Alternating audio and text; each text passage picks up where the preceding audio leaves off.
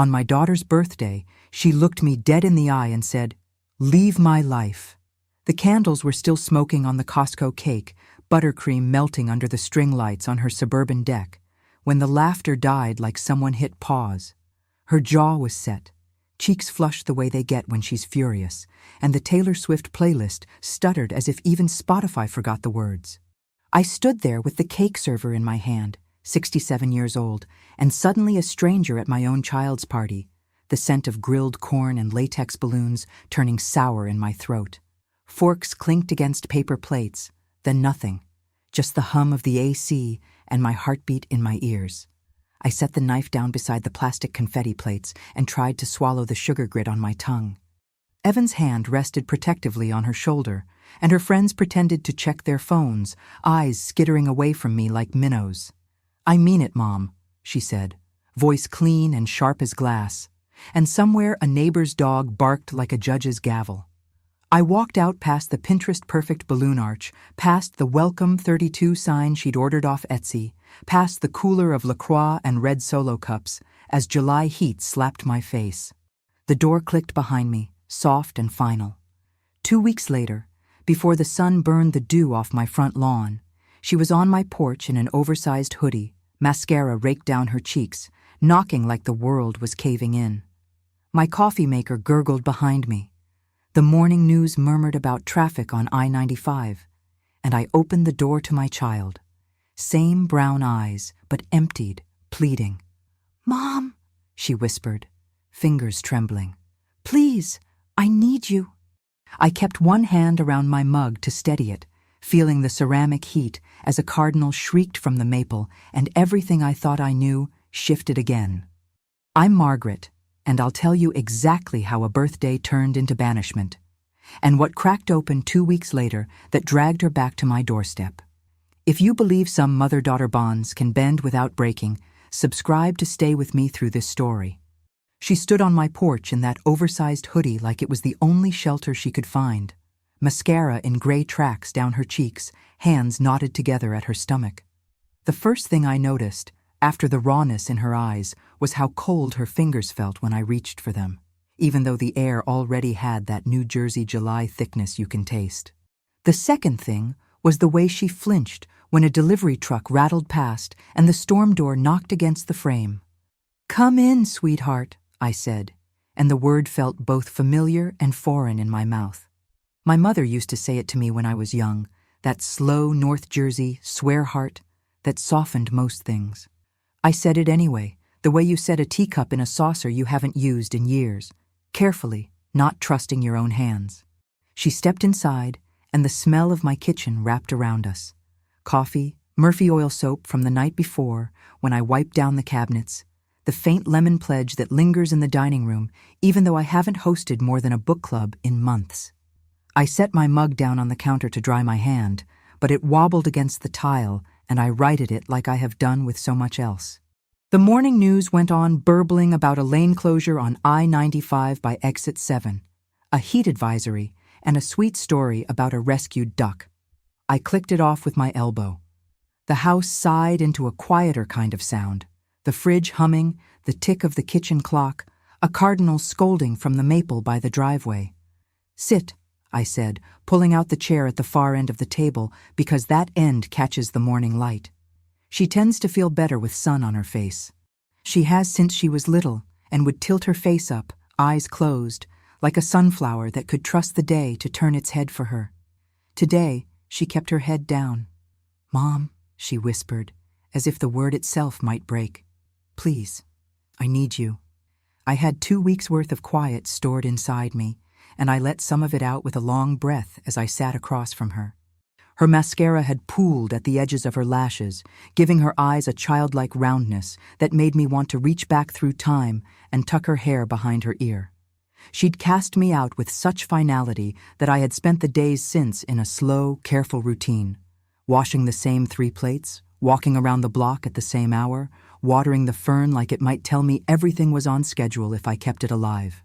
To be asked back into her life in a whisper felt like someone opening a door just a crack and expecting me to remember how to walk through. "Do you want coffee?" I asked, because there are some questions that don't scare anyone. Or tea?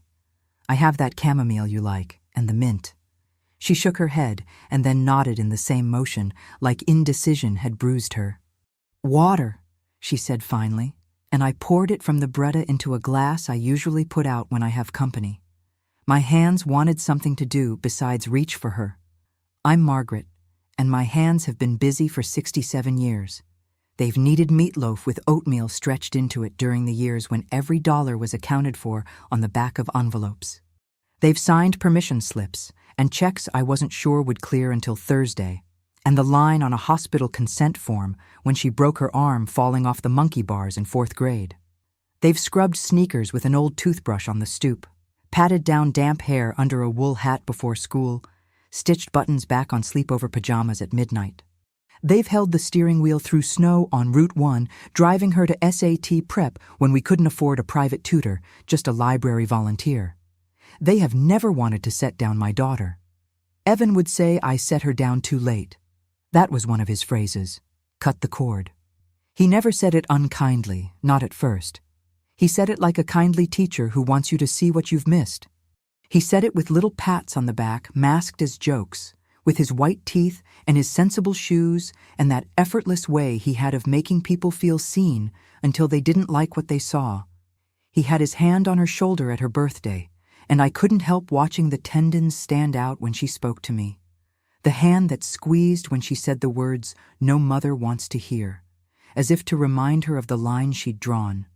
The hand that cut the cake after I set the server down and walked out past balloons that still had the price tag stuck to the ribbon. Now, 2 weeks later, the only thing I could see was my daughter trying not to tremble, the hoodie sleeves too long, nearly covering her fingers. I brought the glass to her, my granddaughter's sippy cup still in the cabinet, though I have no granddaughter. I don't know why some things work their way into your house and stay. Maybe because you intend to be ready. Can you tell me what happened? I asked. My voice sounded careful to my own ears because I was walking a tightrope. The coffee maker dripped its last drip and stuttered like an old friend clearing his throat. She took a sip of water and pressed the glass to her forehead. I'm sorry, she said. About that day. I don't even...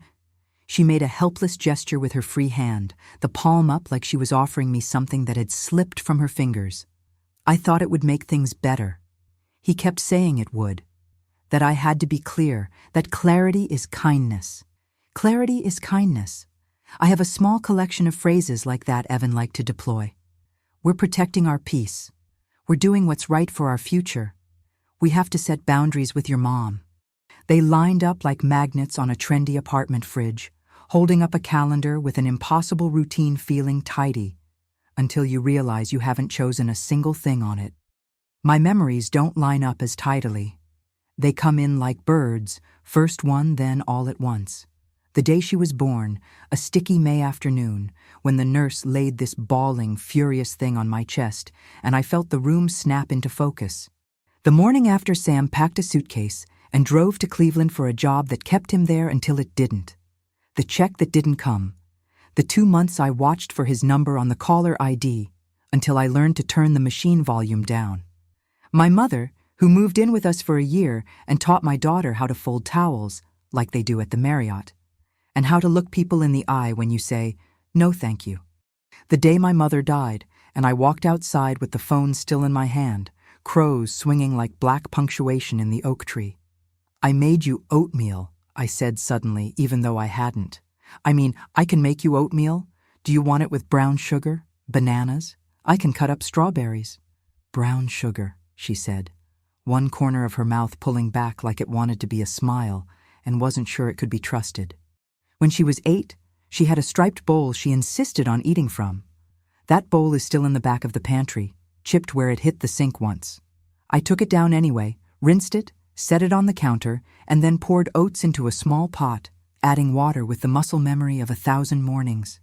The kettle whistled, and I didn't know what I was going to do with hot water I hadn't planned to boil.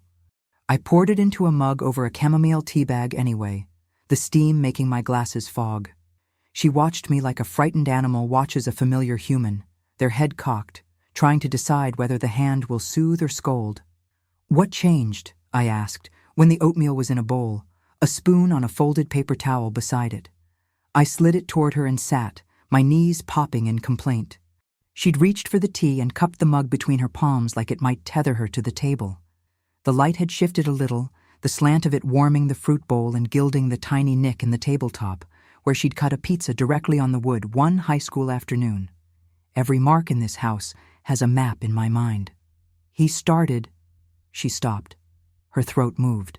He says he's protecting our life. And I thought he was right. That I was letting you decide too much for me. She looked ashamed when she said it, like the words themselves might summon a punishment. He showed me videos, you know? People talking about being enmeshed, how moms can keep their daughters from growing up. It all sounded so reasonable. And then you and I, after the rehearsal dinner, do you remember? When you said you didn't like the way he spoke to the caterer? He wouldn't let it go, Mom. He said you were trying to make me feel small about choosing him. He said you'd always done that. Made me feel 5 years old when I wanted to be 30. I remember, I said. I remembered the caterer portion of chicken that looked like it could feed a cat. I remembered Evan's voice, just a touch louder than necessary, telling the young man there would be consequences if the salmon was dry. I remembered wanting to pull my daughter aside and ask if we could push pause, just for a moment, to ask the question we were too afraid to let have a voice. And I remembered the way she'd looked at me like I was forcing her to choose a team. I'd swallowed it. I have swallowed a lot of things in my life to keep the day moving. She took a bite of oatmeal and seemed surprised by the warmth in her mouth. She chewed and set the spoon down, then picked it up again, like her hands needed something to do. It wasn't just the party. It's been everything. The passwords at first, because it's just easier if I manage the budget. The way he'd take my phone when we were on the couch, so we can just be present. The way he'd say he doesn't like that you text me so much, because your mom's lonely and she pulls on you and you have to teach her how to live her own life. He'd say it like we were doing me a favor. Then he started choosing for me when I didn't answer fast enough. What we'd eat, where we'd go, what we'd say yes to. He'd tell our friends my answers like they were ours. My hands moved on their own to reach across the table. Honey. She didn't pull away, but she didn't lean in either. At the party, he kept telling me in the kitchen how to do it, to be firm, to remember the scripts. He called it a boundary gift. A small sound escaped her throat that might have been a laugh if you left it out in the rain. I thought if I said it just so, it would fix the tension, that you'd understand you were crowding us, and we'd both be grateful later. I pressed my lips together, because grief has a way of seeping out my eyes if I am not careful. The birthday cake had still been smoking. I can still see the little plumes of gray from the candles, like it was the chimney of a train I didn't catch in time. What happened this morning? I asked. She sat still for a long moment, the spoon resting in the bowl, the oatmeal forming a small cave where she'd taken her second bite. Then she inhaled like she had to teach herself how to do it. We had an appointment. He told me last night I didn't need my mother for anything. That family is chosen, and he chooses us. That we're enough. Her eyes lifted to mine. If my daughter had been a painting, it would have been one of those where you feel like the eyes follow you from across the room. Mom, he filed for a credit card in my name. There's $6,000 on it. He said it's fine because he knows how to manage debt, and this is for our future, and I worry too much. When I got upset, he said I needed to stop catastrophizing and stop running to the past, which is what he calls calling you. He said if I brought you into anything else, he'd have to make sure you weren't in our lives at all. She curled the sleeve of the hoodie in her hand, twisting it until the fabric looked like rope. And then I could feel my pulse in my temples. I set my hand on the table, palm down, to steady myself. And then what? She met my eyes as if stepping onto thin ice. And then I found out I'm pregnant. The word traveled across the kitchen and sat down between us. For a moment, all I could see was her at 3 years old sitting on the floor with all her dolls in a row, lining up their shoes. The way she would kiss the top of each plastic head like it was a real scalp that felt her lips. All I could see was my own mother's hands folding a peach napkin into a triangle. All I could see was a paper stork my friend Dot hung over my hospital bed when I had her. There are moments where past and present are like 2 layers of tracing paper that you press together and the lines go dark. Oh, honey, I said. It felt too small. Everything felt too small. I stood up because the energy had to go somewhere, and I walked to the sink, turned on the tap, and then turned it off because I didn't need water. I needed a life raft for both of us. Have you seen a doctor? I took 2 tests. I scheduled an appointment with Dr. Weber, the OB your friend used. He was free next Tuesday. She swallowed. He doesn't know yet. I mean, he sort of knows. I think he thinks we'll celebrate and tell the world. And I just needed to be here first. My kitchen has held joy and fear in equal portions, and it does not prefer one or the other. The wall by the pantry bears a faint hatching of pencil lines, 3 feet off the floor, where I measured her each birthday and then every time she insisted she'd grown. My yard has a metal clothesline in the back I no longer use because the neighborhood association sent a gentle letter years ago about how such things look, and I didn't want to be on the list of complaints. I have softened myself so many times that I have sometimes wondered if I will find a hard edge when I need one. I felt one now, rising like a shoreline as the tide pulls back. You did the right thing coming here, I said. You did the right thing. I let the certainty in my voice do the work I didn't yet know how to do with my body, which wanted to both hold her and drive somewhere. He doesn't get to decide who you need. He doesn't get to decide which parts of you have to go silent. We moved my name off the lease, she said suddenly. Her eyes were dry now in that way that worries me more than tears. He said it was better for taxes and his credit. Said we'd put the apartment in his name and the car in mine to balance it out. The car is a lease, Mom. If I can't make a payment, they take it. I believed him that it was smart. I believed him because he says everything with that voice, like a helpful guide. She pressed her fingers to her brow. It felt like being told which way to walk in IKEA. And then I realized after a while I didn't know where the exits were. I breathed in through my nose, out through my mouth, the way I used to before parent-teacher conferences when I was sure she'd done her best and they would tell me she hadn't. I got up and went to the hall closet. On the top shelf, there is a shoebox I keep labeled Life because I am a woman who likes things labeled. I set it on the table and lifted the lid. Inside were things I'd collected over the years that I knew I'd need in a hurry. A copy of her birth certificate, a laminated card with important numbers, my passport, a list of her favorite foods when she was 5, a social security card I'd replaced once after a wallet fell between seat cushions, a small notebook where I wrote questions to ask doctors, a library card to the county library where she got her first chapter book. Beneath it all is a zippered pouch with $120 in 20s, tucked away on a day I felt practical rather than paranoid. I should have brought this to your birthday, I said, half to myself. We're not going to be helpless. I slid the birth certificate toward her. We're going to gather what you need, your ID, your insurance card, any paperwork. Do you have your own bank account? We opened a joint account when we got married. He said it was important. We closed mine. She flinched at her own words like they were doors going shut. Then we open one this morning, I said. I'll drive you. We'll go to Riverview Bank. Bobby's niece works there. She won't ask questions. We'll put the money in, and if you need to keep a small amount in cash, we will. If you want to, we can call the Women's Center in town. They've got counselors and checklists and all that. You don't have to do anything you don't want to do right now. You're safe. She slid her hand across the table until it found mine, her fingers curling around the thumb that used to hook into the straps of her backpack when we crossed the street. I'm scared, she said. Me too, I said, because the truth can be a gift too. But I have been scared before, and I have not let it make decisions for me. When she was in 6th grade and wanted to quit orchestra because Emma's father told everyone the cello was too big to be feminine, we sat on this same floor and then drove to the school with her cello strapped into the back like a passenger.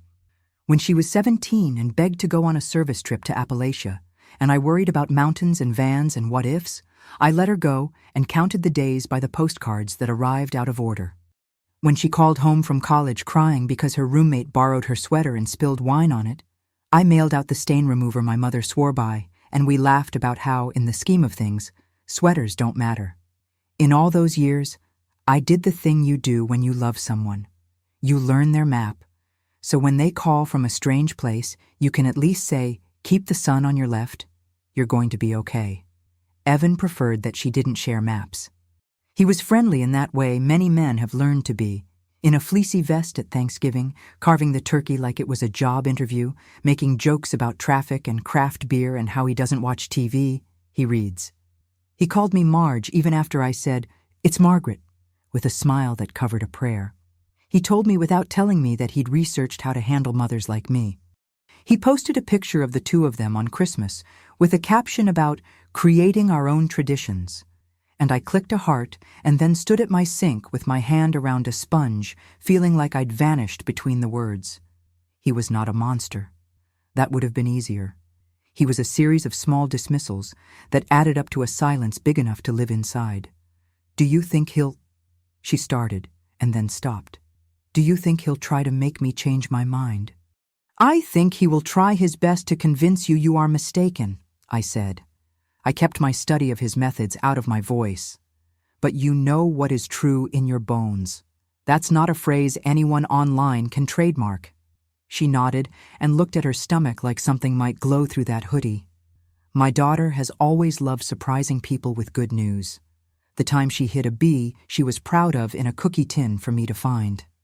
The way she tucked my knitting needles into a bouquet of grocery store flowers on my birthday because she'd saved for the nicer kind that didn't splinter. That she had come to me with this particular news first felt like being chosen for something and also asked to hold a live wire. "Okay," she said, as if she had to hear herself say it. "We should get my things. He's at the gym this morning at 9, and then he has his call at 10 with the team." Her voice wavered on the last word. "I don't want to see him.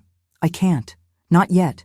I want to get my passport and my grandmother's ring, and the medical stuff, and the notebook with the budget we started. There are things I wrote down, and my laptop. He has the iPad. I don't care about the iPad." "We'll go while he's busy," I said. "You don't have to see him. If he's there, we leave. We'll use the comm you know how to use." I stood and reached for my keys on the hook by the door, then paused. "But first, we call your doctor and ask if you should be taking any vitamins. And we eat a couple bites more so you don't fall over in the bank. And we make a list." She smiled properly for the first time that morning, small but visible, like a bird landing on a low branch. "There she is," she said. "The lists." "I'm a woman who knows that lists are simply prayers with bullet points," I said, and felt my own mouth daring a little humor.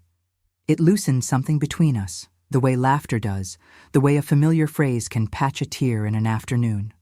I tore a page from the notepad that says, "From the desk of Margaret L." in a font I like because it makes me feel a little like a person who still works in an office where people wear shoes. By the time we got to the car, she'd eaten half the oatmeal and all the banana, and I'd put the brown sugar back into its jar with a spoon I wiped very carefully. Habit is a kindness to a frightened mind. I tucked the shoebox into a grocery bag because there was something about carrying it openly that felt like bait to the universe, and I tucked 2 water bottles and a granola bar in beside it, like I was packing for a field trip. It was already hot enough in the driveway that the inside of the car breathed out a sigh of heat when I opened the door. "Grab that towel," I said, and she took the beach towel off the passenger seat and fanned it once before laying it back down.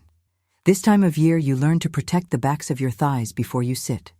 We are women of small wisdoms." Driving down Nottingham Way toward the bank, I kept one eye on the road and one on her in the seat beside me, the way I had done for years when she was little, and I'd talk out loud so she wouldn't fall asleep too soon. We passed the Wawa with the morning crowd hunched over to-go cups, the lot busy with landscapers loading ice, and a man in a Phillies cap holding a lottery ticket in his mouth while he tied his shoe. Life goes on without asking permission. At the light by the park, a cluster of grandpas were playing bocce under the trees, their gray hair catching the light. For a moment, I saw my father there among them, laughing the way he used to when a joke surprised him, airy and free, not like the tired chuckle he gave my mother when the mortgage came due. Everything we are is a rope braided of other lives, other voices. It gives when you lean, it holds when you need it to. If you cut one strand, others keep you from falling. "I'm sorry," she said suddenly, as we turned into the bank lot. "About your birthday, about what I said. I can't believe I said it. It felt like reading from a script. I could see your face.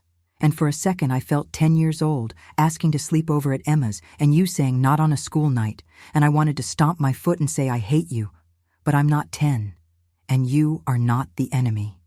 I pulled into a spot, turned the engine off, and turned to look at her. You don't have to apologize for being human, I said. The bank doors whooshed open and closed as people went about their lives. We can both be human here. I forgive you. You can forgive yourself later. Today, we will just show up. I hate that he made me pick, she said softly. I hate that I let him. You didn't let him, I said. He made it feel like there weren't other options. I reached over and took her hand. There are always other options. They just take more work. Inside the bank, the cool air smelled faintly of someone's perfume and printer ink. The woman at the desk had a small gold cross at her throat and kind eyes that seemed to recognize something in us. She set us up with a woman named Patrice, in a cubby with a plant that had seen better watering. We sat and opened what needed to open. My daughter signed her name with a bravery that made my throat ache. I watched her write her new address as my address and felt something shift in me that was both relief and terror. It is one thing to be a mother of someone who doesn't need you. It is another to be needed again at an age when your knees protest at the top of the stairs. We stopped at the pharmacy and bought the vitamins the nurse's line recommended, and then we sat in the pharmacy parking lot with the AC running while she took the first one with water from the bottle I had put in the bag. She held her breath to swallow like she always has, and then made a small face. I swear they make them the size of a pill for a horse, she said, and we both smiled because a true silly complaint is sometimes a relief.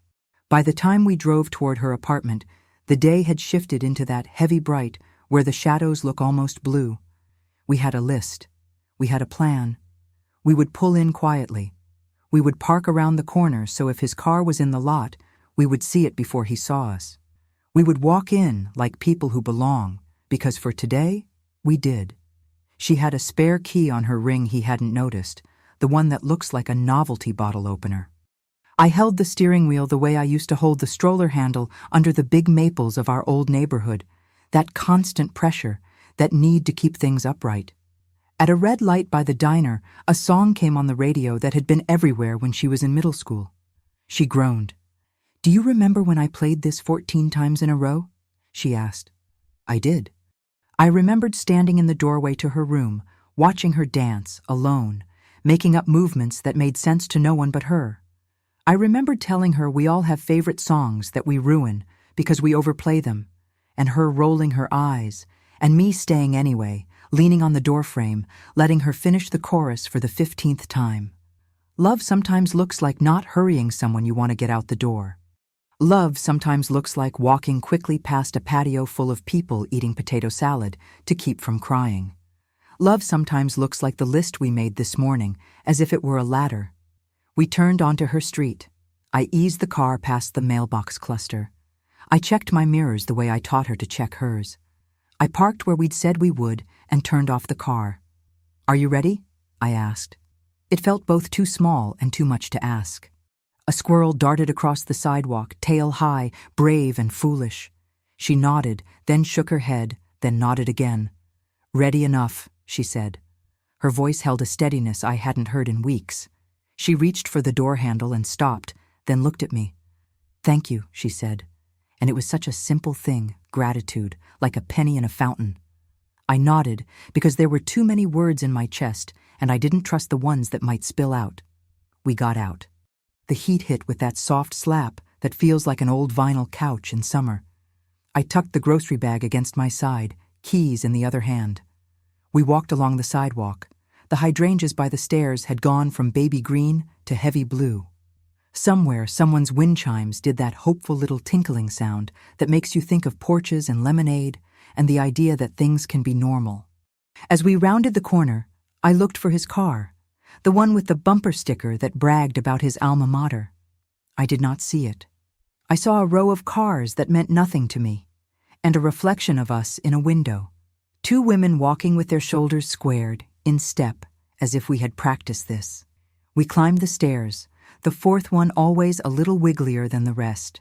She took out the key that didn't look like a key and fit it into the lock. It turned. She inhaled and pushed the door. The apartment smelled like his cologne and lemon cleaner. The blinds were tilted half open, throwing thin, white slats of light across the floor. There was a glass on the coffee table with a ring of something sticky at the bottom. One of his joggers lay in a heap by the couch like a shed skin. My daughter stood at the threshold and, with a small sound deep in her chest, stepped inside. Sometimes you get the luxury of making a plan and executing it like you're following a recipe. Sometimes you get disruption, and your hands have to move faster than your mind can narrate. We went to the drawer where the passports live, to the little tray where the rings go at night, to the bin where she keeps the paperwork. She made piles, keep, later, leave. She found the notebook with the budget and tucked it under her arm. I stood by the door, hand on the knob, listening for footsteps, for keys, for a voice that had told us to choose. Her phone buzzed in her hoodie pocket. She fumbled and looked down. His name lit the screen. She looked up at me, and I felt that rope inside me again. All the strands of women who have stood in doorways of their daughters' lives, weaving courage into the air. I nodded once. She silenced the call and slid the phone into her back pocket. We did not know then what the next hours would hold, whether we'd be gone before he came home, whether he'd call, and then arrive with explanations and a smile that made strangers like him. We did not know how the story would turn in the middle or how it might end. We knew the sound of our own breath in a quiet room. We knew the way the door clicked shut behind us when we left. We knew the way the sun looked on the sidewalk as our shadows stretched ahead, longer than our bodies, pointing us towards something we couldn't yet see. On the passenger seat, she held the grocery bag with the shoebox inside to her chest. She looked out at the strip of sky between the buildings, that slice of blue you get in cities when you look up, and she exhaled in a way that sounded like being told a thing you were hoping to hear. I turned the key in the ignition. The engine caught. We pulled away, sandwiching ourselves between a minivan with a soccer ball decal and a pickup with a ladder in the back, into the long line of morning that holds all kinds of people and all kinds of plans. The day would get hotter. The bank would send a welcome packet. The vitamin would sit a little in her stomach and then settle. He would call again. He would write messages with tidy little phrases meant to keep her in a life that fit him and pinched her. I would answer my phone when it rang, and my hands would be busy. Driving past the park again, I glanced at her profile. In it, I could see the baby I held, the teenager who slammed a bedroom door and then opened it, the bride who walked down an aisle under twinkle lights and looked at me and then at him, and I chose to smile. I saw the baby I might hold again, or not. I saw the woman sitting next to me now, making a choice she had been trained not to make. "Mom," she said, very softly, the way a person asks if you're still in the room without wanting to disturb you. "Will you stay with me?" There is a particular kind of promise that is both old and brand new, that lives in your bones and yet has to be spoken again to be true. I had spoken it before she had teeth. I had spoken it when she was a head taller than me, crying over a boy who didn't deserve her tears. I had spoken it the day I stood with my hand on her back as she tucked a tangle of baby's breath into her hair and said she was ready. "I'm not going anywhere," I said. I said it with my mouth and with my hands and with the way I steadied the wheel as we took the turn onto our street. I said it in the particular way a mother who has been invited back into a life says things, knowing they might be tested. The cardinal in the maple at home would scold. The fern might need watering. The day would ask a lot of us. But the house would be open, and the table would catch the light, and the lists would be ready, and my daughter would put her hand on the doorknob and turn. Quando voltamos para minha casa naquela manhã, as sacolas que havíamos carregado, o caderno de orçamento, a caixinha de documentos, uma escova de dente e a aliança da avó que ela pegou do pratinho na mesa de cabeceira, pesavam menos do que as palavras que ainda entupiam meu peito. O céu já estava perdendo a luz dourada típica do começo do dia, mas dentro do carro ainda pairava uma calma densa. Parei diante da garagem, liguei as luzes da varanda e cortei o motor, ouvindo apenas o zumbido do calor e lá no fundo o apito distante de um trem que passava pelo centro de Hamilton. Era o sinal dos dias comuns, dos inícios e retornos, de que o mundo não parava. Ela recolheu o casaco sobre os ombros, puxando o capuz como um escudo contra qualquer olhar que viesse da rua tranquila, das casas idênticas, com suas bandeiras mastigadas pelo vento e enfeites de flamingo nos canteiros. Enquanto atravessávamos o caminho de concreto até a porta, lembrei de todas as vezes que a carreguei dormindo do carro até a cama, o rosto enfiado no meu pescoço, a tranquilidade que eu sentia por poder protegê-la. Na entrada, encostei a mão no batente, aquele pequeno gesto antigo para afastar qualquer coisa ruim que tentasse entrar atrás de nós. Ela entendeu, e por um instante senti, no olhar cúmplice que trocamos, a réstia de intimidade perdida.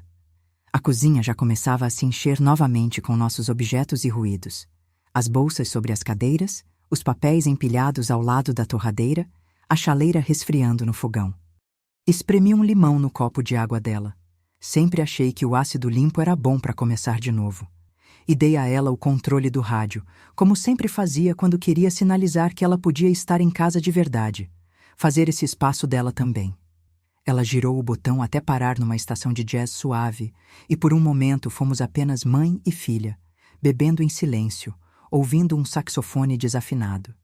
Enquanto ela tomava banho, abri a velha caixinha Life de novo, onde agora um novo simbolismo pulsava. Era só uma caixa de papelão com etiqueta torta de Daimo, mas era também meu protesto pessoal contra todo aquele cerco. Pensei em como ela hesitou antes de pegar a caixinha, como se fosse um objeto perigoso. Dentro dela havia provas de sua vida, nomes, datas, laços escritos e não ditos. Tudo aquilo que um homem tentou fazer parecer desimportante, dispensável. Minha mãe guardava fotos dos avós em latas de biscoito. Eu tinha minha caixa para emergências. Era esse o objeto símbolo do meu momento de basta. Tudo o que era dela e era nosso, e que merecia ser resgatado, cuidado e protegido.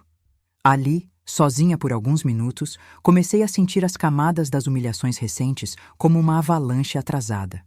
Não foi só o dia do aniversário. Aquele silêncio brutal, a expulsão pública executada como num reality show doméstico, mastigado por observadores que desviaram o olhar. Veio antes, meu neto imaginário, cuja xícara infantil repousava esquecida no armário. Meu nome reduzido a Marge, sugerindo uma caricatura de mim mesma. Os conselhos gentis dos amigos da minha filha, que soavam como pedidos para que eu sumisse gradualmente, discretamente, do mural que era a vida dela. Cada pequeno gesto de gestão de danos, executado em festas, mensagens cortadas, visitas limitadas, escolhas de pratos e de móveis, e agora de contas e dívidas, tudo desaguava naquela caixa e no que ela representava. Naquela tarde, depois de confirmar a consulta médica, sentamos na sala, ela com o cabelo ainda úmido esparramado pelo sofá e os olhos fixos nas próprias mãos. O cheiro de lençol limpo e Murphy Oil Soap era uma tentativa caseira de normalidade. A televisão murmurava, sem som, imagens dos incêndios na Califórnia, como se quisesse me lembrar que destruição às vezes vem sem barulho. Puxei uma cadeira para perto dela, só até onde sabia que ela ainda suportava contato. "Sabe o que mais?" eu disse, sustentando a caixa no colo. "Tenho pensado que todo mundo tem uma linha. Aquela coisa invisível que atravessa a gente. E chega um momento em que, se alguém empurra, a gente não volta mais para o mesmo lugar." Ela olhou para mim cansada. "E se eu não conseguir voltar? E se sempre for assim? Ele, a escolha errada ou a vergonha de ter errado grande desse jeito?" "Você consegue voltar para você", respondi. "Eu conheço a menina que você sempre foi, e ela está aqui dentro, só precisa respirar um pouco." E com uma firmeza que surpreendeu até a mim, apoiei a caixa no colo dela. Desta vez, ninguém tira seu nome, nem sua história de nenhuma caixa. Naquele instante, a raiva migrou do medo.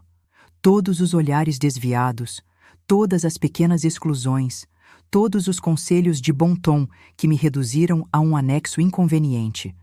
Tudo isso me trouxe finalmente ao limite. Senti crescer em mim uma energia antiga, herdada talvez da minha mãe, uma mulher que nunca teve vergonha das próprias linhas firmes. Liguei para a amiga do banco e depois para a assistente social do Centro de Apoio a Mulheres, marcando encontros, pedindo orientações. Não seria mais aceitável a ideia de que o melhor caminho era sumir devagar da vida da minha filha. Escolhi, pela primeira vez em muito tempo, não sair de fininho. Enquanto ela dormia no quarto de hóspedes, com a porta entreaberta como fazia aos 5 anos, sentei na cozinha, rabiscando planos e telefones em folhas de caderno.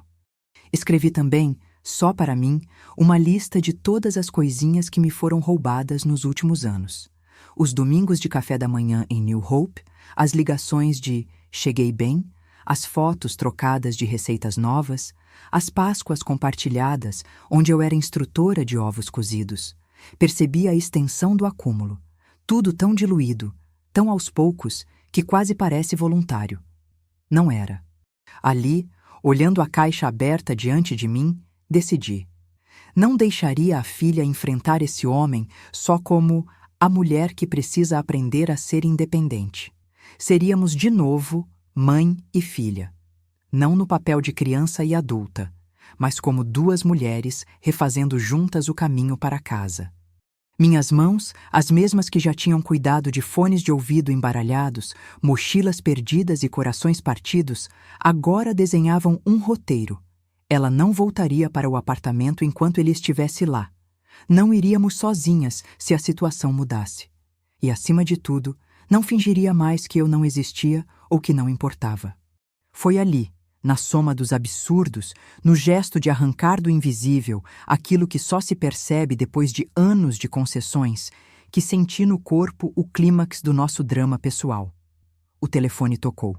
Número desconhecido, depois a chamada de vídeo, depois mensagens curtas. Onde está você? Vamos conversar. Estou preocupado. Mostrei a tela para ela quando acordou. Ela hesitou, recuou, mas logo algo endureceu em seu queixo. Não vou responder, disse, e se encolheu mais debaixo das cobertas, com o ventre protegido por suas próprias mãos pequenas. Naquela noite, depois de comer o pão com manteiga que eu assei às pressas, ela voltou à caixa e tirou de dentro o colar de berloque que minha mãe me dera aos 15 anos, e que eu havia reservado para esse tipo de emergência, o pequeno pingente de trevo, de prata, manchado pelo tempo. Pendurou no pescoço, como se coroasse um ritual próprio. Esse foi o novo símbolo da escolha consciente, da herança de tempos difíceis, do fio que nos ligava para além dos papéis sociais e scripts de redes sociais. Na manhã seguinte, o plano era claro. Iríamos ao centro de apoio, contatar um advogado para entender quais direitos ela ainda tinha sobre as contas conjuntas e o contrato do carro, buscar informações sobre grupos de apoio, porque enfrentar uma separação acontece em muitas camadas, algumas invisíveis. Conectei também com minhas amigas. Não as que julgam, mas as mulheres veteranas, aquelas que sabem o custo de ficar em silêncio. O clímax se desenhou pouco depois do almoço. Um e-mail formal chegou ao endereço dela, escrito por ele, com cópia para um advogado. O tom era de ameaça velada, sugerindo que ela estava emocionalmente instável, citando até preocupação pela gravidez. Minha filha leu em voz alta, as palavras parecendo ter peso físico, e pela primeira vez respirou fundo e olhou para mim sem lacrimejar. Ele pode dizer o que quiser, não vou voltar, não tenho mais vergonha. O sol entrou em faixas largas pela janela, iluminando a mesa e o caderno de anotações. Liguei o telefone para a assistente social e pedi instruções. Liguei para o antigo patrão dela, confirmando a possibilidade de um trabalho temporário para a semana seguinte. No fim daquela tarde, decidimos sair para tomar um sorvete da Dairy Queen. Tradição antiga, quando precisávamos conversar sem criar grandes expectativas. No caminho, passamos novamente pela esquina do Wawa. A vida desfilando em minúcias. Adolescentes rindo no estacionamento, uma senhora segurando a coleira do cachorro, 2 meninos jogando basquete atrás da escola. Tudo ali testemunhando nosso pequeno milagre cotidiano de sobrevivência e retorno. De volta à casa, sentadas no degrau da varanda sob o céu já cheio de cigarras, minha filha olhou para mim e ali, com os olhos lavados da vergonha, disse apenas: Obrigada por não ter ido embora. O objeto símbolo agora reluzia sutilmente contra a camiseta surrada. E tudo doía e também cicatrizava, junto, como só acontece em quem escolhe não desistir. Lá dentro, a caixa Life voltou para o alto da prateleira. Mas agora eu sabia. Ela não guardava só documentos. Guardava a linha vermelha traçada, o basta que nunca mais seria recolhido. Foi neste verão às avessas, com as músicas da infância misturadas à incerteza do futuro, que aprendi, junto com minha filha, o tipo de coragem que não é barulhenta. E assim, naquela casa simples de New Jersey, redescobri que tudo começa de novo quando duas mulheres decidem não aceitar a pequena morte de serem esquecidas uma pela outra. A manhã seguinte nasceu com aquele tipo de luz branca e decidida que parece dizer, mesmo sem palavras, que é possível recomeçar. Olhei pela janela da cozinha, o gramado ainda úmido, manchado aqui e ali por galhos das últimas tempestades de verão. O vento fez ranger a cerca de madeira, mais um lembrete de que o tempo passa e tudo se desgasta, mas também se refaz. Instantaneamente, reconheci esse movimento nas vidas aqui dentro dessa casa. A rotina revirada, os cômodos reabitados, as vozes aos poucos retomando seus lugares.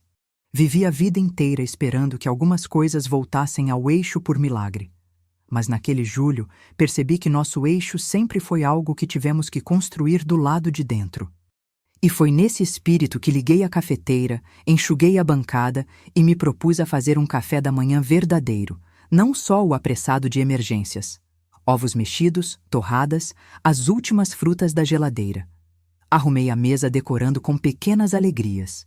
Um pote de geleia de morango, o bule de chá antigo da minha mãe, um guardanapo bordado que só usava em dias especiais. Ela apareceu na porta, cabelo úmido, camiseta larga cheia de marcas do passado, a mesma que usou durante tantas férias no litoral, quando ainda era só minha, quando o mundo parecia menor e mais manejável. Sentei-me diante dela e, como se o ritual matinal fosse tudo de que precisássemos, partilhei não só a comida, mas um silêncio limpo, mais cheio de esperança do que de medo. Eu acho que hoje acordei outra pessoa, mãe. Ela murmurou, comendo devagar, olhando pela janela como se quisesse medir o tamanho do dia. Senti meus olhos arderem, ainda frágeis de tantas noites mal dormidas. Você acordou sendo você, filha. Só isso, e está mais forte do que imagina. Ela sorriu daquele jeito tímido, quase como uma menina, mas vi ali, na curva dos lábios, algo novo. Era coragem, mas também resignação. A aceitação de que certas dores ficam, mas coexistem com uma determinação macia, que não vai recuar. Passei o resto da manhã acompanhando seus telefonemas, sentada ao lado dela. Ora uma presença silenciosa, ora a tradutora de termos de advogado e números de contas. O apoio do Centro de Mulheres foi imediato. Mensagens chegaram de outras desconhecidas, laços invisíveis formando uma rede em torno de nós. O velho celular tocava ora com amigas de infância, ora com alguém do banco, e cada vez que o nome dele piscava na tela, ela olhava, respirava e simplesmente deixava tocar. Era uma batalha a cada chamada, cada aviso de mensagem, mas havia no ar uma tensão de conquista, como quem atravessa uma ponte que parecia impossível e descobre que o outro lado enfim existe. Pouco a pouco, as tarefas e pequenas vitórias daquele dia comum iam reconstruindo uma dignidade antiga. Compramos flores na banca do bairro, margaridas amarelas, do tipo que minha mãe dizia durar semanas. Organizamos os documentos na caixa Life e a cada folha colocada dentro era como se recolocássemos no lugar um pedaço de história que nunca deveria ter sido arrancado. No almoço, ela me ajudou a cozinhar. Alho picado, arroz borbulhando na panela, cheiro de comida de casa. E as mãos dela, hesitantes no início, logo retomaram um ritmo conhecido, quase dançando entre facas e tábuas, pimentões cortados em tiras, como fazíamos nos domingos corridos do passado. Foi logo depois do almoço que ela pediu para sair na calçada comigo. O verão já se fazia sentir nas cigarras escondidas nos arbustos, e aquela rua tranquila de Hamilton, com seus flamingos de plástico e bandeiras nas janelas, parecia menos hostil, como se tivesse esperado todo esse tempo para ver nossa dupla renascer. Caminhamos devagar, parando diante do mesmo jardim onde flores pequenas sempre resistem ao calor. Falei das histórias da minha mãe, das vezes em que ela também precisou dizer basta, mesmo quando ninguém compreendia na vizinhança. Você acha que ele vai esquecer de mim, mãe? Que vai fingir que tudo isso nunca existiu? Ela perguntou, a voz quase sumindo no vai e vem dos carros despreocupados. Respirei fundo, segurando a vontade de prometer um futuro livre de mágoas. Não podia. Mas podia garantir outra coisa. Talvez ele tente, filha. Mas você está aqui inteira. E você vai lembrar quem você é, quantas vezes forem necessárias. E tem muita gente disposta a lembrar junto, sempre que você oscilar.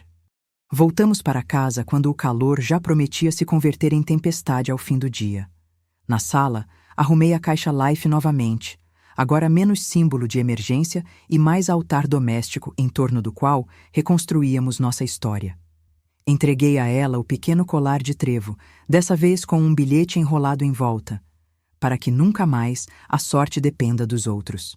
Por volta das 3 da tarde, ela recebeu a ligação da assistente social, que confirmou o encaminhamento dos papéis necessários para destravar contas, o encaminhamento junto à delegacia, caso precisasse, e a indicação de uma terapeuta disposta a ouvi-la logo na semana seguinte.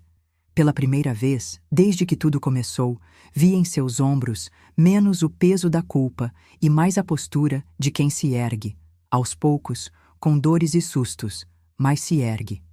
A tarde deslizou para o crepúsculo, tingindo a casa de dourado. Juntas, lavamos a louça em silêncio, ela de luvas, eu secando as travessas, o rádio tocando baixinho um soul antigo. Entre panelas e xícaras, notei que a casa parecia mais cheia, não de tralhas, mas de presença, a nossa. Não havia o ruído áspero da culpa. Não havia medo no cheiro do sabão.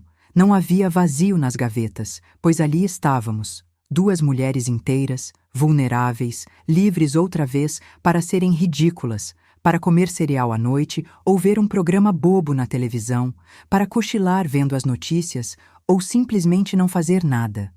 E quando a noite finalmente caiu, abrimos a porta dos fundos para refrescar a casa. Sentamos na escada da varanda, cada uma com um copo de chá gelado, os pés descalços, sentindo a aspereza da madeira. Olhei para ela ali, sombra de menina, mãe em formação, mulher por inteiro, e lembrei de todas as vezes que desejei ser vista por ela, mesmo quando a dor do esquecimento parecia maior do que qualquer briga. Agora, era ela que me olhava com gratidão, e percebi que o amor de mãe nunca exige retorno. Mas quando ele vem, mesmo que tímido, parece curativo. Eu estava com medo de nunca mais te chamar de mãe, de ser engolida por aquela vida pequena, sem barulho, mas sufocante. Ela sussurrou, mexendo o colar nos dedos. Aproximei minha mão sobre a dela. Filha, ninguém consegue apagar quem a gente é, por mais que tentem.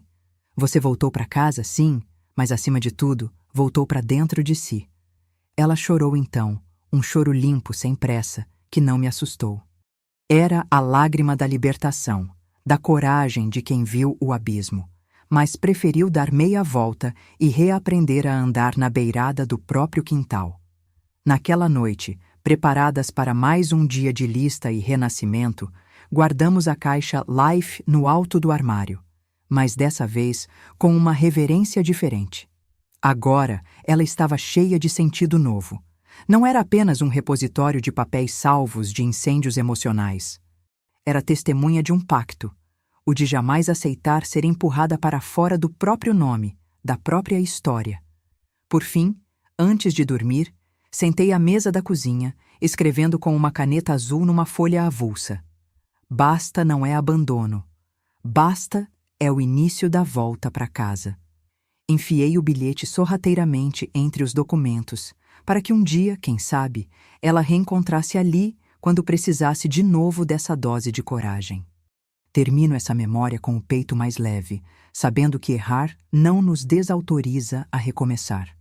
que reatar laços não precisa ser um retorno ao passado, mas a inauguração de um novo pacto, onde o que uma mulher faz por si reflete em ondas na liberdade da outra.